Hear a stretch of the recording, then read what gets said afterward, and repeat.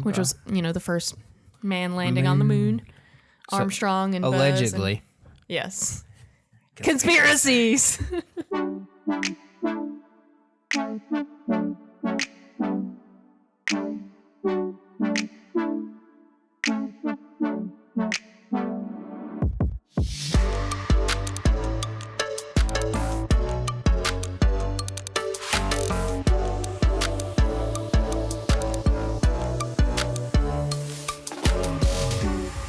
Welcome to the Charlotte Buzz, where we drink beer from local breweries while telling stories about the neighborhoods they're from. I'm Chrissy, and this is Drew. And today we are drinking Hazy Like Sunday Morning from Triple C. Now, I know we went to South End last week, but like we said, we're going to try to start devoting some more time to Uptown since we spent our entire first season of a Charlotte podcast not talking about actual Uptown Charlotte. So weird. We are going to hop right into it again. Pretty close on the heels of our last one. So, you want to tell us about this lovely hazy IPA I'm holding? I really don't even know anything about it. It's a pretty can. Yeah.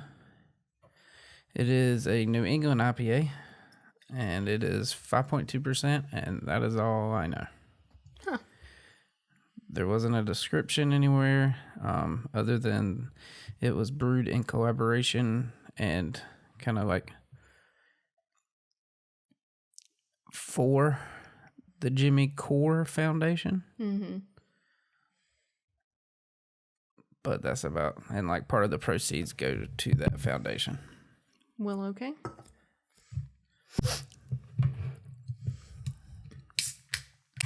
Oh, was I supposed to do that? No, you don't have to. Normally you're reading, so when you don't actually have a description, it's just now a weird, strange power struggle. So we won't know if you're right or not. So I can make up anything and be awesome? Sure.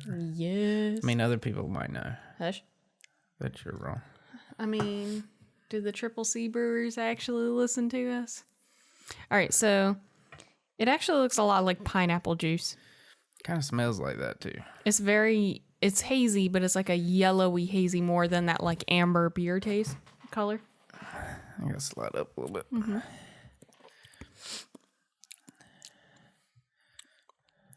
It'll drink. I like it.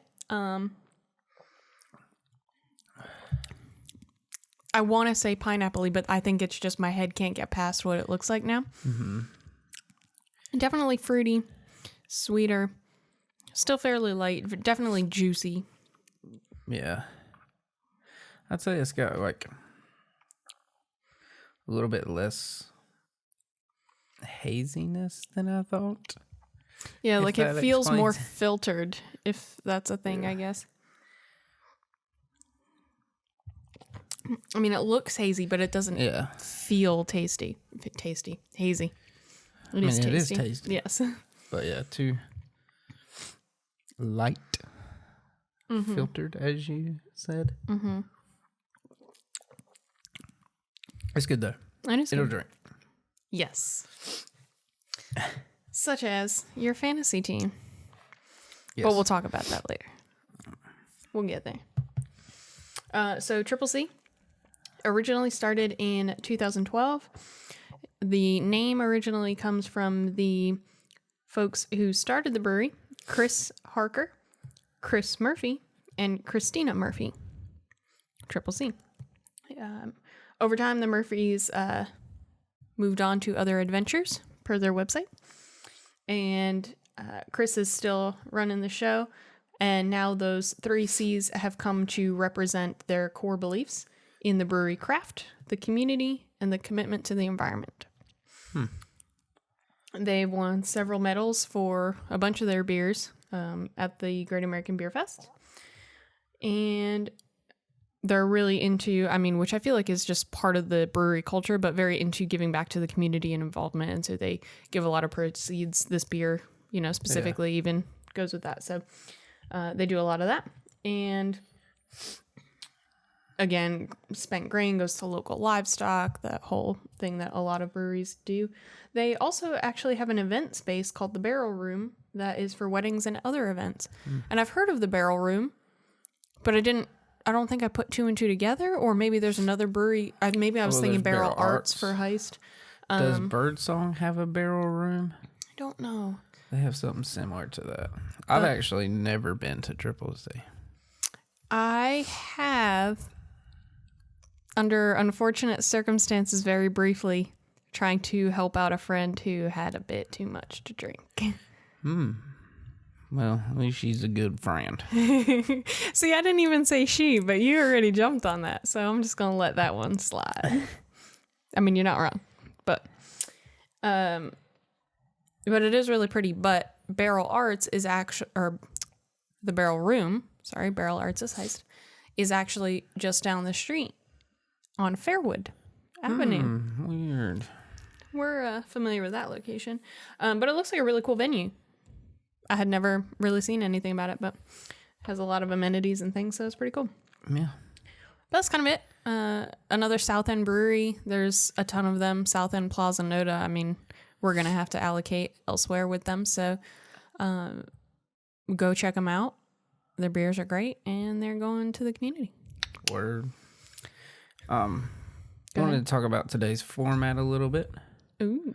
And maybe how they will be for the next little bit.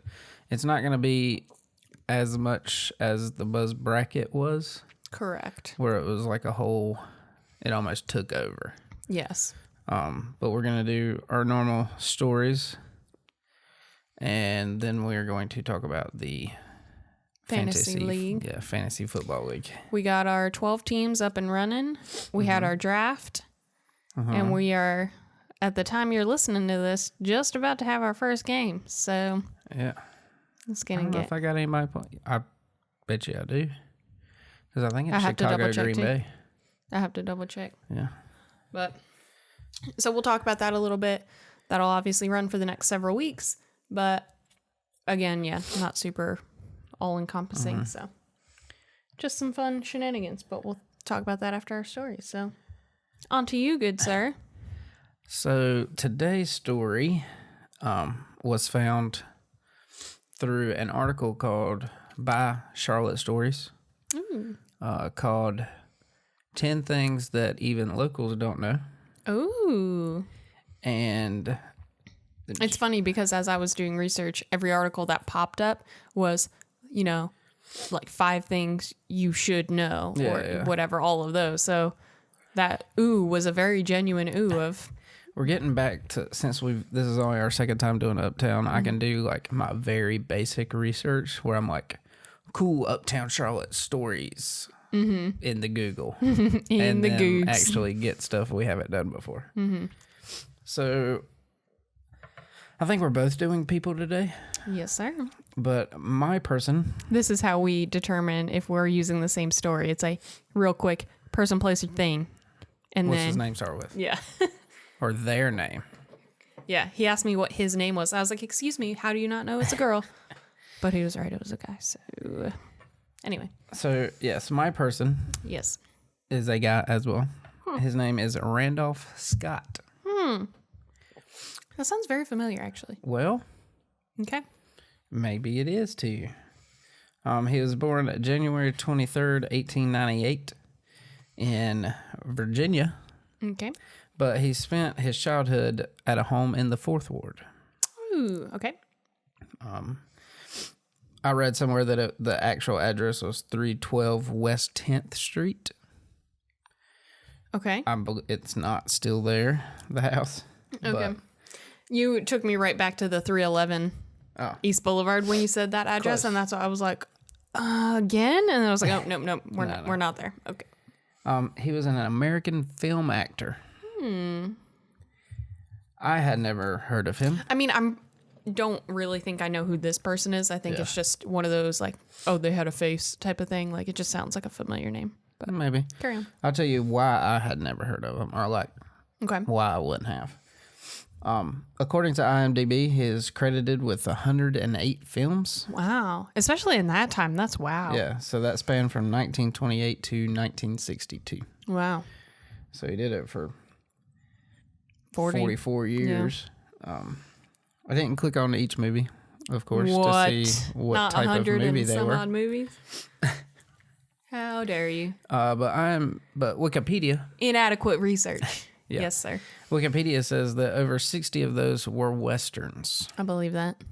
Which is why I would have no idea who this is. Is his name John Wayne? No, so I don't know. I mean, I guess Clint Eastwood. That's fair. Other than that, Lil Nas? no clue. Yeah, old camera. Chris Rock. Yes. That's all I got him out. Yeah. So that leaves like... Will Smith? Yeah. Okay, I'm done, sorry. That leaves less than 48 that were not Westerns, because more than 60. So Sure. some of the genres in that include social dramas, crime dramas, comedies, musicals, non-singing and dancing parts, and adventure tales, war films, which I feel like some of them might slide into the Western genre. I feel like any of these you could like consider a Western to be a any of those crime, drama, like. True. I realize they are different, but carry on. And a few horror and fantasy films. Ooh. I don't like the scaries, guys. He was a tall feller. Probably not that tall in today's standards. I don't know if those standards have changed over time or not.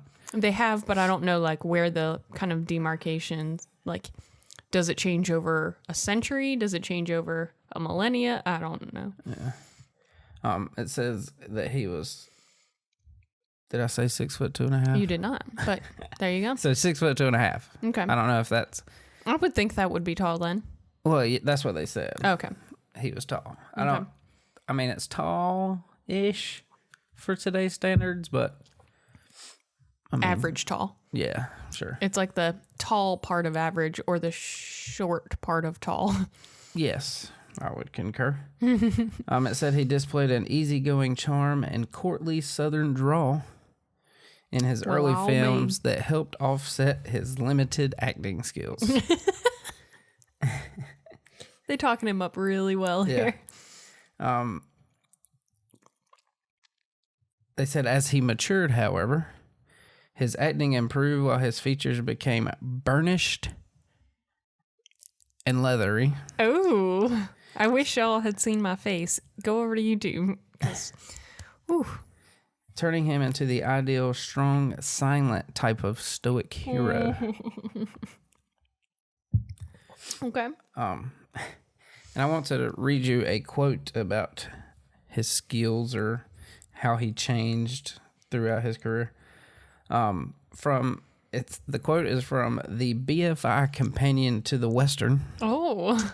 Which is apparently a book about Westerns. Nuh-uh. That was published in 1988. Hey, apparently they that's a good sampled like 300 Western films and wrote about people and such.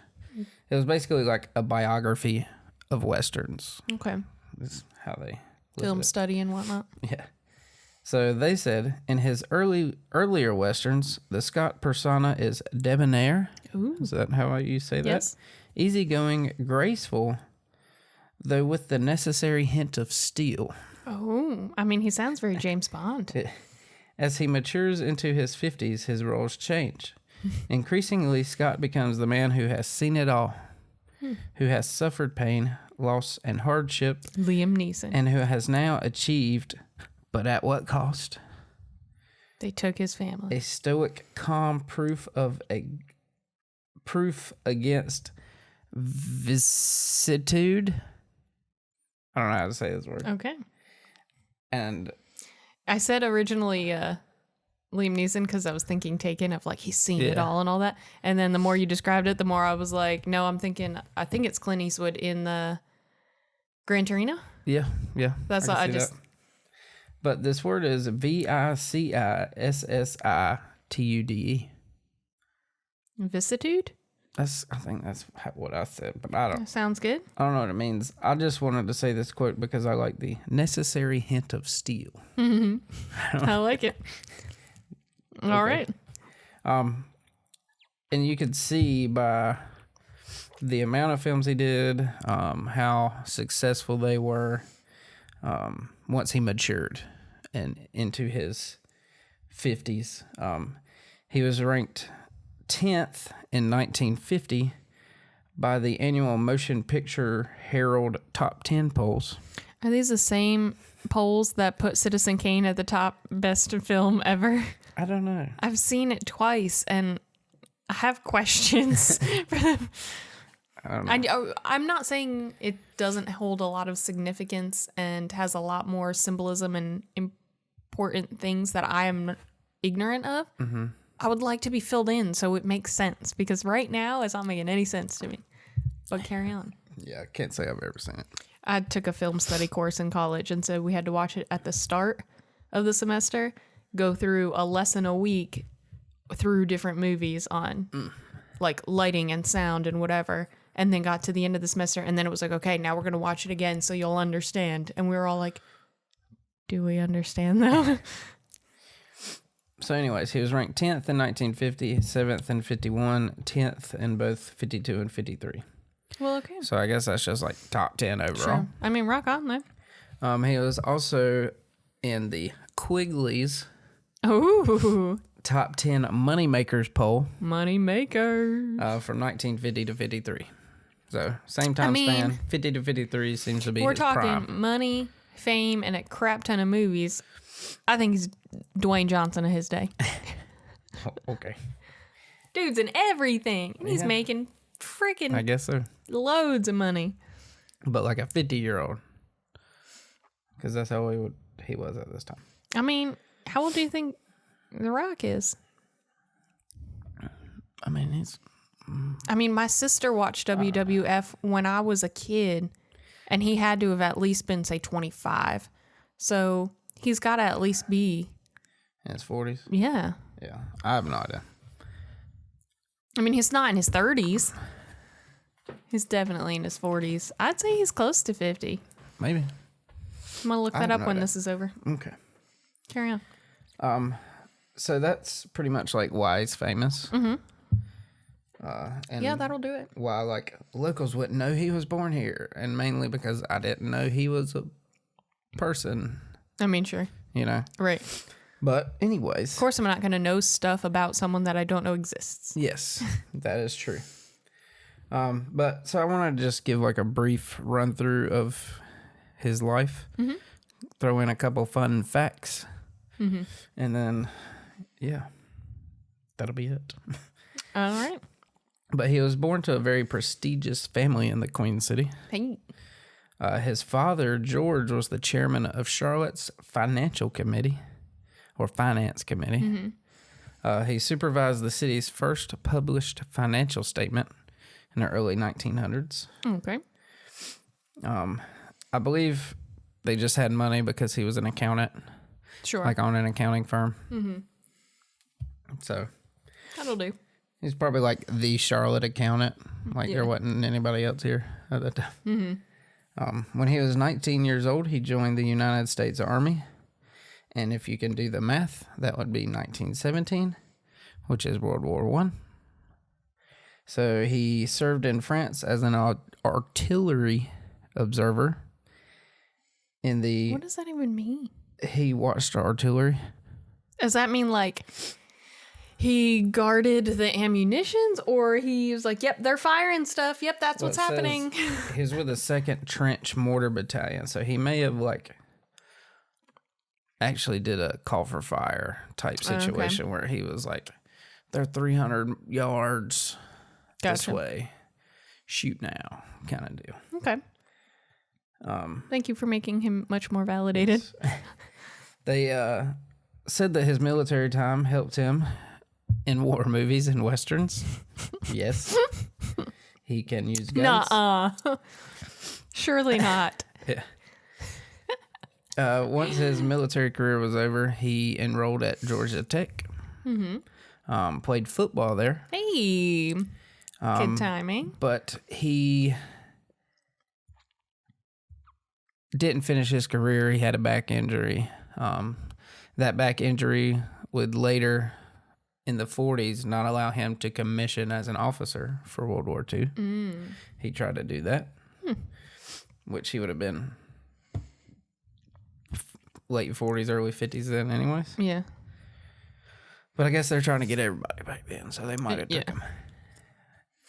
I mean, also, if you're commissioning as an officer, you're probably going to sit at a desk either way. Yeah. But anyway. So once his playing days were over, he moved back to Charlotte, worked for his father and his accounting firm. But that didn't last that long either. And I don't know how he found a love for acting. I don't know, but somehow he told his dad, and his dad just miraculously knew Howard Hughes. Oh, okay. So, and was cool with, let's go the straight and narrow from accounting. Nah, go be an actor, kid. You got this. Apparently. They were like, we don't need no more monies anyway. Yeah, We're good. prestigious. But if you don't know who Howard Hughes is, there is a wonderful movie called The Aviator. Nah. Portrayed by Leonardo DiCaprio. Is you a fan of him? Yes. So Howard Hughes landed him an audition, and he didn't get the part. So he continued. He had moved to California for that audition. Was an extra in a few movies, I believe, and his big break came when he was hired to teach an actor Virginian dialect. Oh. I've never heard of that, but this was not the only time that he was hired for such a thing. For Virginian dialect. What in the world? Yeah, I don't know what that means. But so he was born in Virginia but lived in Charlotte for the rest of his life. Yeah, basically he was raised in Charlotte. Okay. Yeah, family lived in Fourth Ward in the 1920s, actually moved to Dilworth. Okay. But which ties in the Uptown and the South End area. Oh, wow. Well done, you. I'm good like that. I don't know. Well done. Yeah. So apparently they were impressed by his Virginian dialect and actually cast him as like the Virginian. That was the name of the movie. It's like that is a movie. Oh. They remade it because it's definitely a more recent movie than that. So. Oh. That's a movie. Well, he was like a side piece in that, a non-lead. Okay. But people kept liking that Virginian dialect of his, and that's where he caught his break. Well, all right. Whatever works for you, I guess. Never heard of the guy, never heard of Virginia dialect, but nope. He is famous. Cool. To some people. How do I get that kind of look? I don't know. Get lucky. Yeah. During his career, he met Cary Grant. Ooh. Do you know who that is? I do. I had heard the name, didn't really know who he was. Famous old timey. Yes. All the ladies swooned. And this is when some would say it starts getting juicy. Off and on from 1932 to 1944, he lived with Cary Grant. Oh. In a beach house known as Bachelor Hall. The close friendship between Scott and Grant and the steady stream of women in and out of Bachelor Hall was like a source of rumors. Mm-hmm. Many believe that the women going in and out were arranged by the film studios to make it seem like they cared about women going in and out. Yeah. And so there's a bunch of rumors that they were an item. Mm-hmm. Sticking with the juicy. Mm-hmm. They never said yes to the... Right, like sure. They never... Confirmed or denied. Yes. Apparently when Cary Grant died, our boy Randolph cried. I mean, you could do that for a friend. That's fair. And there was like one photo shoot that was very suspect. Oh. of them, like, there were no women around. They were, like, throwing a ball near the pool in their little, like, cloth shorts that they used to wear in the pool. Yeah, it's one of those, like, I mean, that was the time, but also... And they, like, were holding golf clubs just in the line, and one of them had his shoulder on the other. His hand on his shoulder, yeah. Yeah, and then one was, like, sitting at a desk while the other, like, had his leg up on it, like, behind Captain him. Morgan style. Yes, sort of. I think he may have been, like, sat on a ledge kind of deal, but his leg was, like, about desk height. Everybody thought those were pretty suspect as well. Sure. But yes, rumors not confirmed, but it is juicy. He was married a few times, notably to us in Charlotte and just in general, to Mary DuPont. Hey, I know that name. Do you? DuPont. I mean, I know the paint? Mm-hmm. Okay. But I mean, I know the name. We've come across people with that name in our other stories. Okay. Mm-hmm. It says she was an heiress, I guess, to the other DuPonts that we talked about. I don't know that we directly talked about them. I think they were supporting characters in some of our stories. But, you know, as influential as many of the names that we've come across multiple times now. Okay. Yeah, I didn't know if it was the paint DuPonts. I mean, I don't know. Currently, I don't know. DuPonts, I don't know. But she was the last private owner of Montpelier. Mm-hmm. All right. Which is, if you didn't know, the mansion and land estate of former United States President James Madison. Mm-hmm. Get it. She also developed a number of horse races. Ooh. She was like a big-time thoroughbred breeder, like very well known in that world. And so she had a bunch of racing venues. One was the Springdale Racecourse in Camden, South Carolina, home of the Carolina Cup. Ooh. Which, if you've ever been involved in Greek life, nope, at a college in the Carolinas, then you've been drunk there probably. So that's a cool little tie-in. So how do you know? People. I never went. Okay. I wasn't involved in Greek life. I know. That's why I was asking. So I was like, you weren't. Well, so I know people. I was like, were you there with people just because, or? No. I know people. But I've never. No, I've never been. Fair enough. He died on March 2nd, 1987 at the age of 89. So good long life. And he is buried in the Elmwood Cemetery in Fourth Ward. He actually died in California, and they Is that the cemetery near that church that you like to take pictures of? Perhaps? Perhaps, yes. I believe so. That is Fourth Ward, I think. Mm-hmm. Yeah, Fourth Ward is that upper, like, more little town homey section. So, yes, I believe so. Okay. So, I'm going to end with just 3 quick fun facts. I like fun facts. He does have a star on the Hollywood Walk of Fame. Hey, go him. He made it.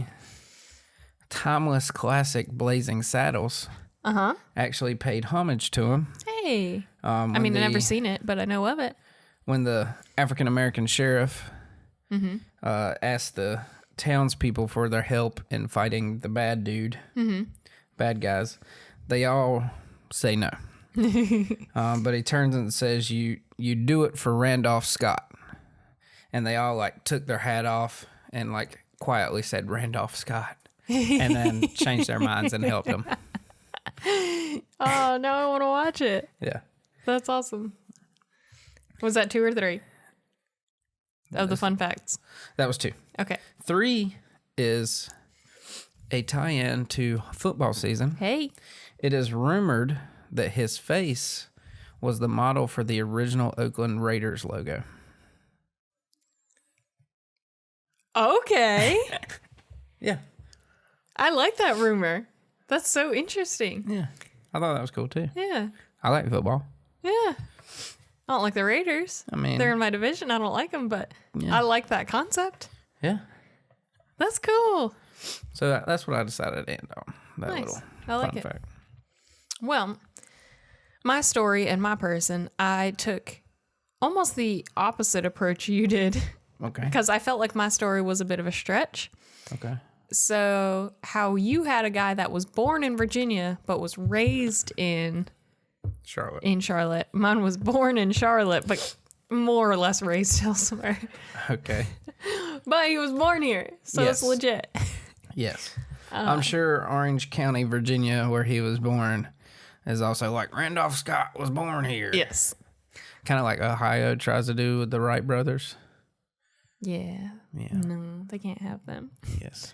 But, I mean, yeah, I'm going to try it. Yeah.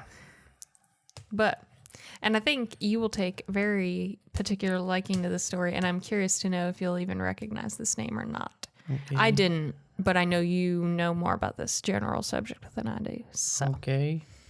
are you scared yet? No. Okay. So, Charlie Duke. Do you know who this is? I don't think so. Okay. Like the Duke, John Wayne, another Western film guy? No. Did he do The School? No. I don't know. I don't think. So he was born Charlie Moss Duke Jr. I don't know who names their kid's middle name Moss, but he was Junior, and he had a kid with the third. So I don't know who does that. He probably was called CMD3. He should have been, if not. Born in Charlotte, Okay. October 3rd, 1935. Okay. Has an identical twin brother named William. So what made him so special to get the junior when the other one did? I don't know. That's hard when it's twins. I mean, I guess he was the first one to come out. Yeah. The older twin, but still, that's rough. Strange. That's got to be really strange for twins, yes. Yeah. His name is William. He ended up being a medical doctor. He died in 2011. They were born in 1935. Okay. Okay. So he's old, but I mean, Yeah. that's reasonable. Yeah. 86. So, born in Charlotte. I don't know at which point, but he attended high school in Lancaster, South Carolina. Okay. So, spent a couple of years here, but more so in South Carolina. Oh. So we moved to South Carolina? Mm-hmm. Lancaster? I don't know how y'all say That's it not here. that far. Yeah. I don't know how y'all say it here. I say Lancaster because I'm from like the area near Lancaster, Pennsylvania, Amish country. And it's like a big thing of like people say Lancaster and all kinds of things. And it's just, it's one of those weird things that's like, oh, you know if you're local or not just by how you pronounce it. I just say Lancaster. Like how you know if you're a Yankee or not if you say Appalachian versus Appalachian. Yeah. It's one of those. Lancaster. And so, yeah, just... It's not even like a full pronunciation. Lancaster. Okay. So graduated high school in South Carolina. Graduated as valedictorian from Admiral Farragut Academy in St. Petersburg, Florida in 1953. Received a Bachelor of Science in the Naval Sciences from the United States Naval Academy in 57. Okay. So homeboy, like, he was smart. He was doing his thing. Schools. Yeah, all the things. Like, he was valedictorian of his college. Like, he was doing his crap. He knew what was up. Was commissioned to join the Air Force and graduated basic training with distinction in 1958. Gets married to Dorothy Meade Claiborne of Atlanta, Georgia in June of 63. Dorothy, that's a name you don't hear anymore. You're not wrong. I wonder if she had red slippers. Need to bring back Dorothy. When I was a teenager and I worked at JCPenney, one of my managers' names was Dorothy. JCPenney manager. And She old. I mean, yes, but I mean, she was probably like 50. So, I mean, like, she's older now, but I mean, it was 15 years ago. If we have any listeners named Dorothy. Let us know. Yeah. We just want to know. Sorry.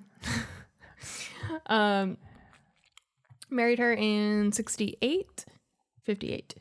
No, he graduated 58. Married her in 63. Neither of those. Yes. Okay.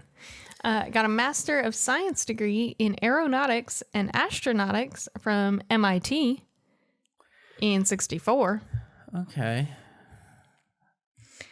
Had his first son, CMD3, in 65. His second son, Thomas, in 67. Currently has 9 grandchildren. Now? I mean, at time of article written. Okay. Might have some great-grandchildren now. I mean, sure.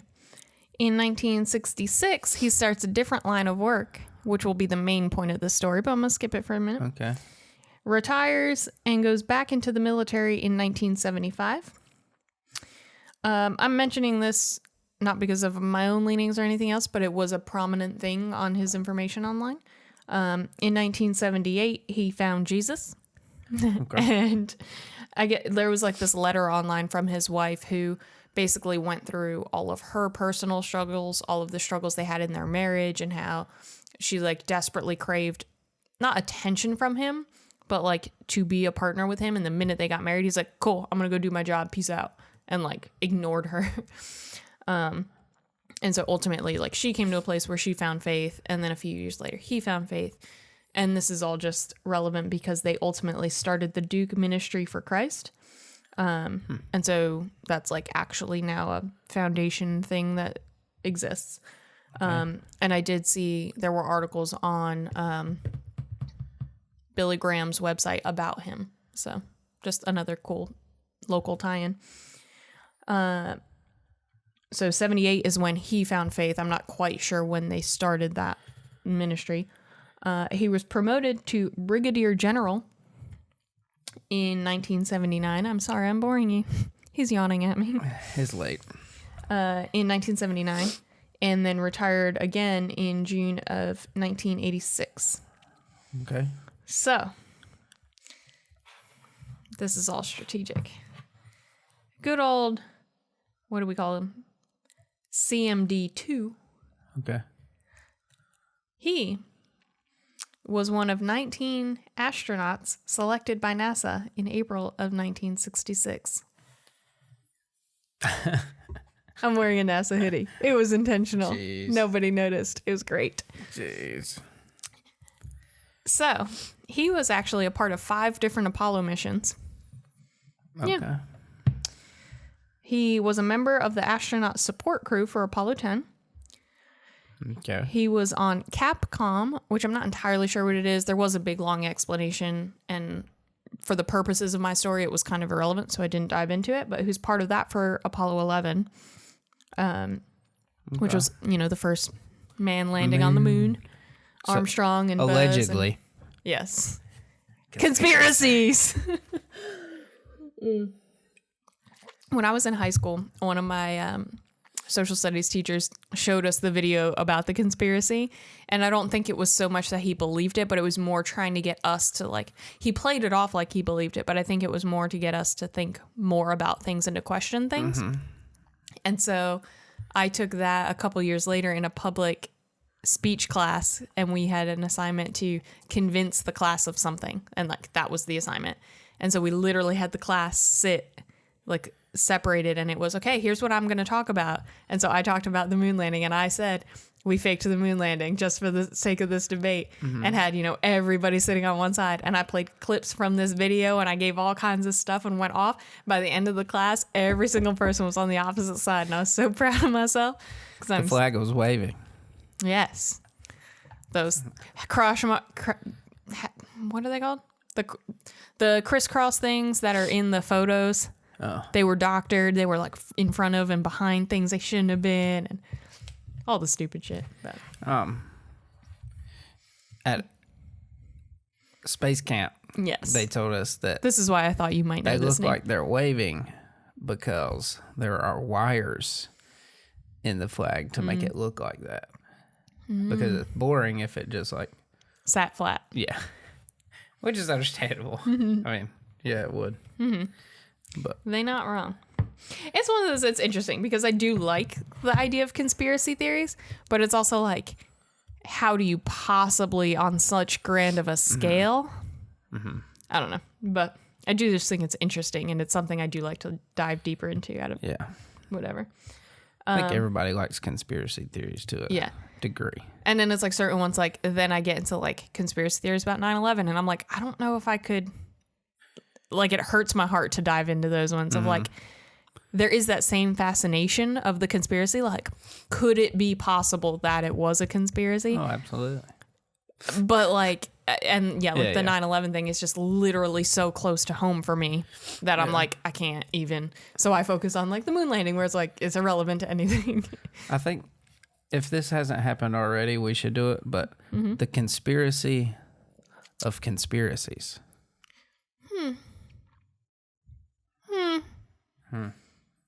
You have my attention, sir. Anyway. So, Apollo 11. yes. He was a backup lunar module pilot on Apollo 13. Lucky him. Backup. Lunar module pilot on Apollo 16. That's like his main thing, and I'll dive into that in a second. And a backup lunar module pilot on Apollo 17. How many times did he actually go up? Is it like twice? Is that what it looked like? I'm not sure. I mean, he was part of 5 missions, but I'm not sure what were land-based and not. But I've got more stats and stuff, so you can tell me better. So Apollo 16, that was kind of his main, like, that's where he did his shtick. Yeah. It was the first scientific expedition to inspect, survey, and sample materials from the surface, and features in the Descartes region of the rugged lunar highlands. Duke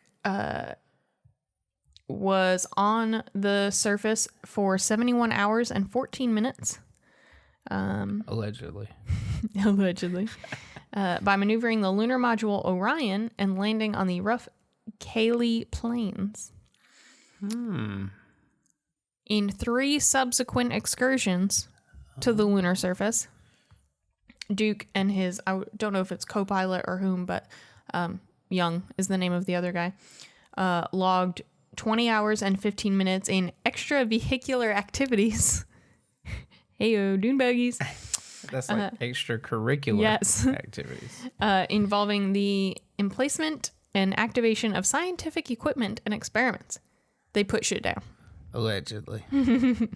The collection of nearly 213 pounds of rock and soil samples, and the evaluation and use of Rover 2 over the roughest and blockiest, that was their scientific term, yet encountered on the moon. So it was like Minecraft up in there, just apparently. blocks. Apparently. And they dune buggy in it and dropping materials and shit. But they're going to use the biggest words possible to describe it. I mean, and I'm a word nerd, so I don't hate it. I just think it's funny. Other Apollo 16 achievements include the largest payload placed in lunar orbit, 79,109,000 pounds. 79,109 pounds. Okay. Sorry, I know I said that wrong. Mind blown. First cosmic ray detector deployed on a lunar surface. That's how you know it's all a scam. They got a cosmic ray shenanigan. That shit ain't real. Lies. First lunar observatory with the far ultraviolet cameras. Allegedly. The longest in-flight EVA from a command module during trans-Earth coast, 1 hour and 13 minutes. I just smile and nod. These are the facts. Yeah, I mean, I think this all sounds made up. And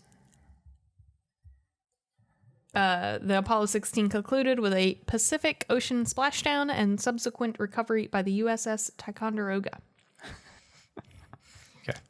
After all that goodness, he retired in 1975, continued on, became brigadier general, all that shenanigans. He logged a total of 4,147 hours of flying time, which includes 3,632 hours in jet aircraft, 265 hours in space, and 20 hours and 15 minutes of extravehicular activity. Okay. And they consider that part of flight time? I don't know. Okay.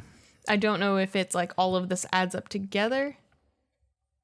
I guess it's, like the 4147 of flight time is All of it. all of it. And then that breaks down into these things. So yeah, extravehicular activities, I guess they're calling flight time. Yep. Because... Why not? Yeah.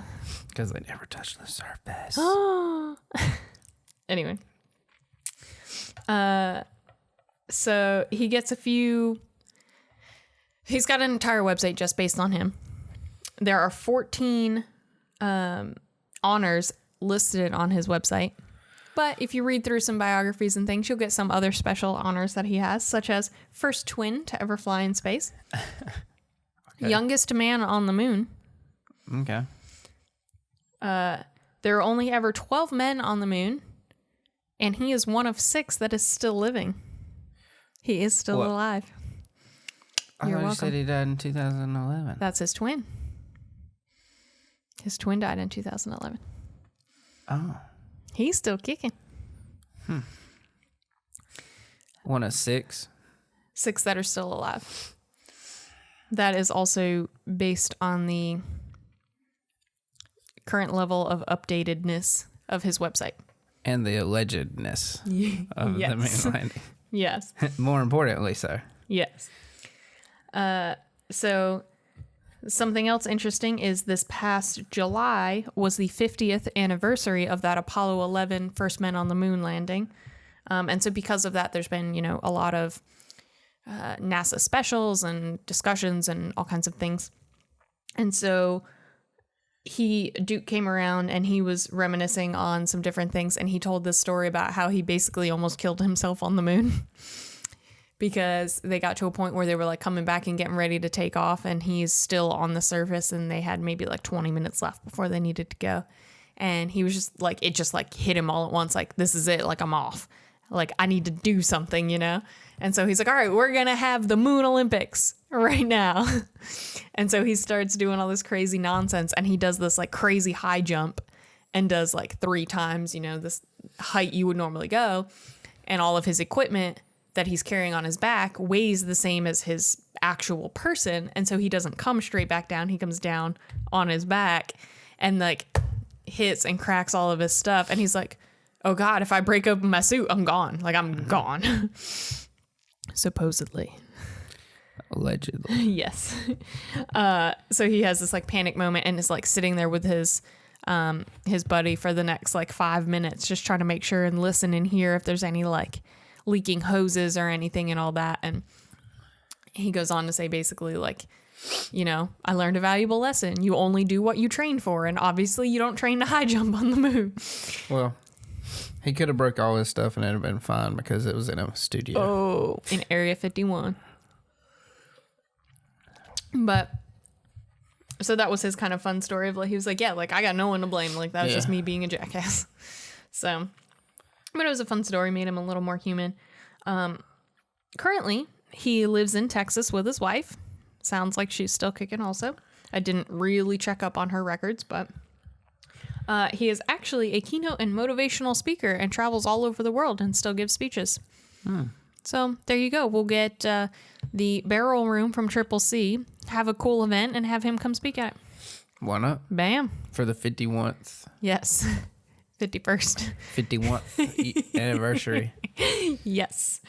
But yeah, so I thought that was pretty cool. And here's my full circle moment for you is in 2006, there was an 11-year-old boy who found a piece of the Saturn V rocket that launched Apollo 16 into space.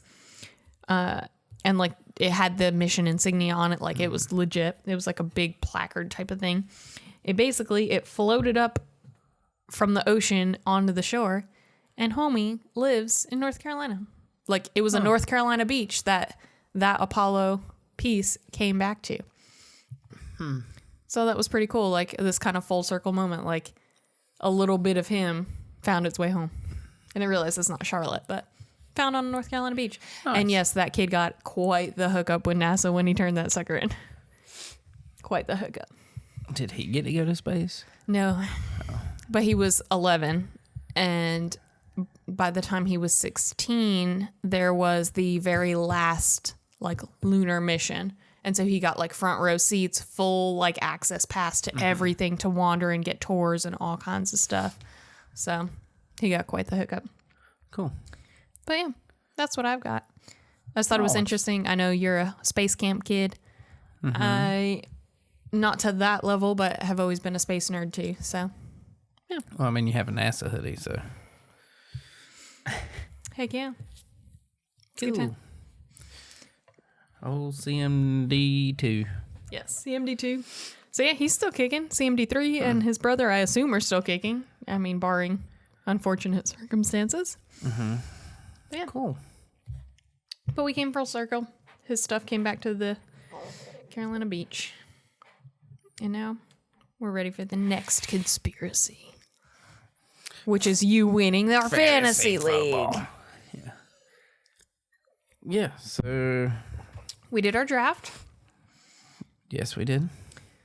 We got our first game tonight when we're listening to this. When you're listening to this.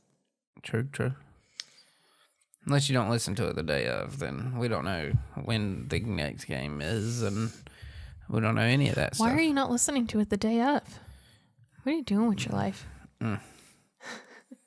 People these days. Although our time, like our posting schedule did just come very convenient for a fantasy league because football. That's true. So Drew's team name is It'll Drink. Well, I try to do Will It'll drink, Drink, but apostrophes are not allowed.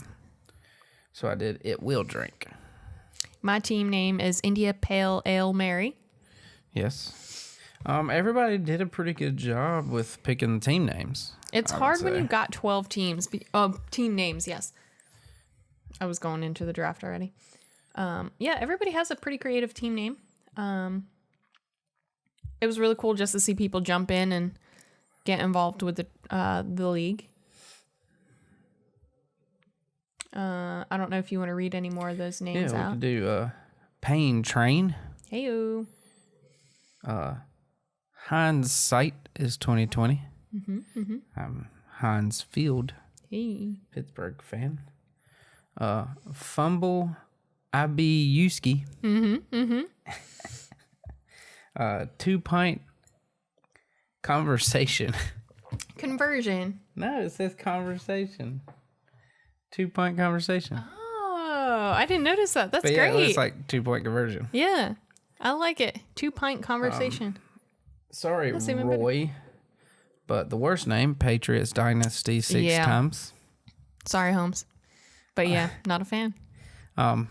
Maybe my personal favorite because it doesn't have a blue ribbon for nothing.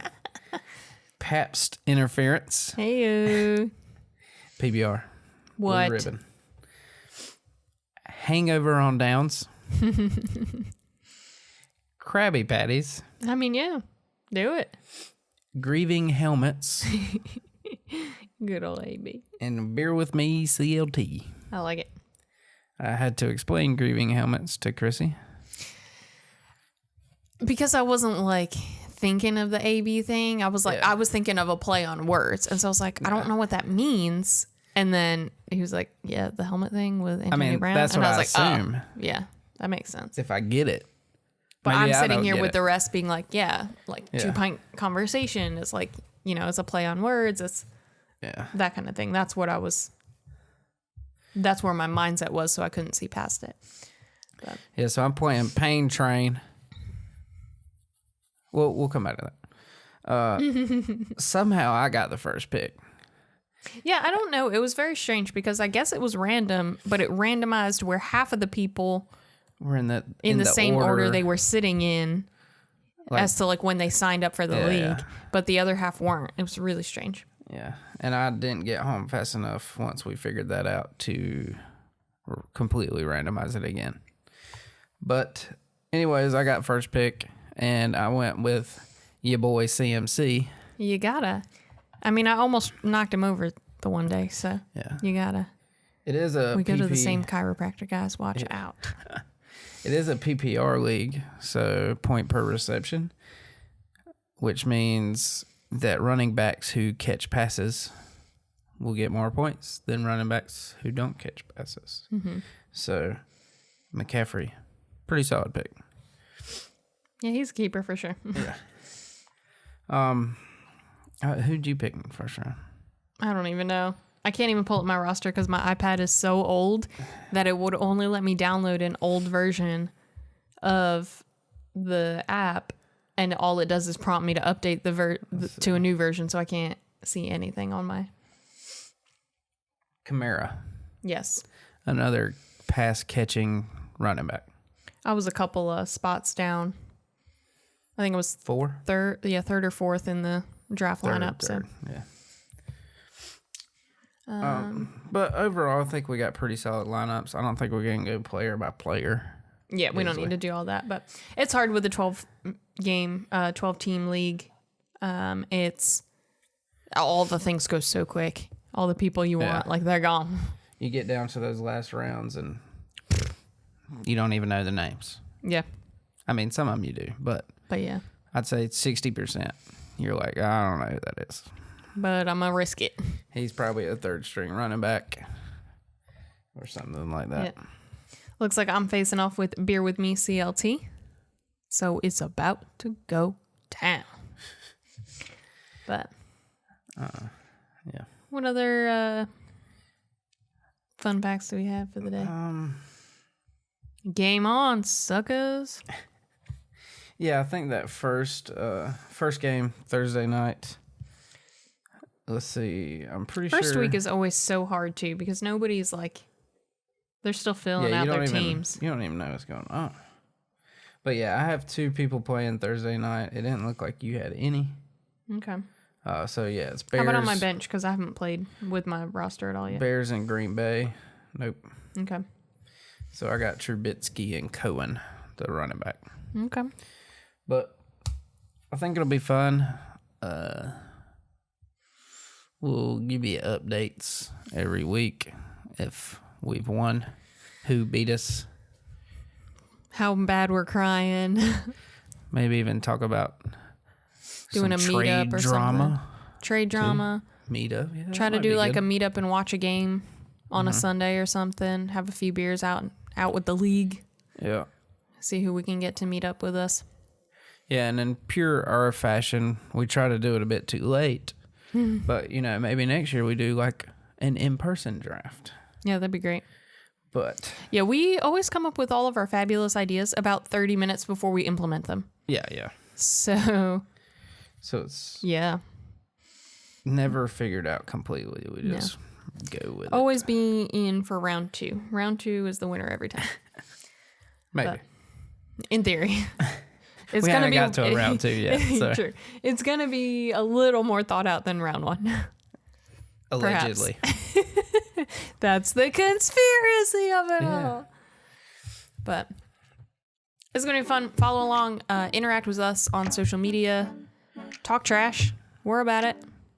Yeah. I mean, it's all in good fun. You'll lose Maybe not to too, Drew, but it's all part of the experience, and it's a good time. So we look forward to interacting with the people in our league and all of y'all who are just watching it go down.